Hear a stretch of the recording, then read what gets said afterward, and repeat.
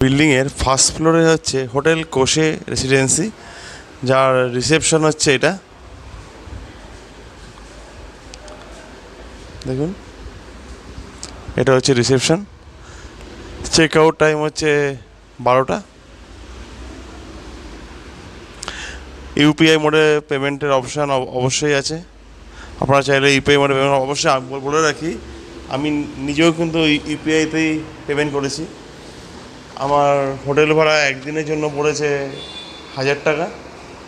এবার বারবার করে বলছি, আপনারাও আসবেন অবশ্যই। ফোন নাম্বার আমি দিয়ে দেবো ডিসক্রিপশানে।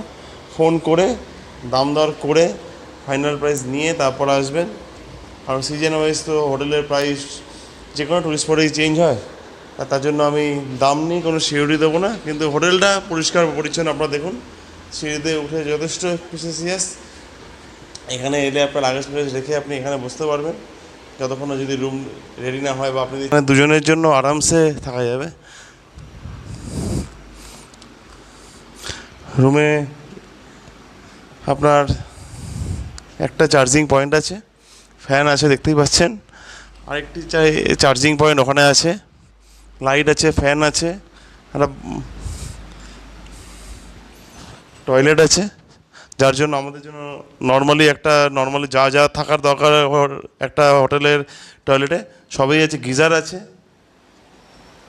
একটা টেবিল আছে, টিভি আছে, এবং একটা ব্যালকনি আছে। রাতের অন্ধকারে ব্যালকনিটা বুঝতে পারছেন না, একটা ব্যালকনি আছে। একটা দিনের জন্য আমি মনে করি একটা দিনের জন্য এটা কিন্তু বেস্ট এনাফ।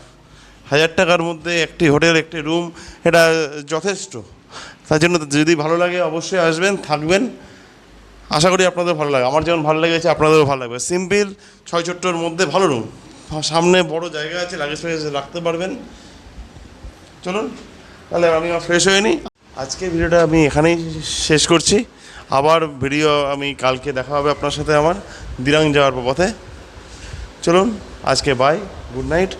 যদি আমার এই ভিডিওটা যদি ভালো লেগে থাকে তাহলে অবশ্যই একটি লাইক, একটি শেয়ার, একটি সাবস্ক্রিপশন আশা করবো। আপনাদের একটি লাইক, একটি শেয়ার, একটি সাবস্ক্রিপশন আমার কাছে ইন্সপিরেশন।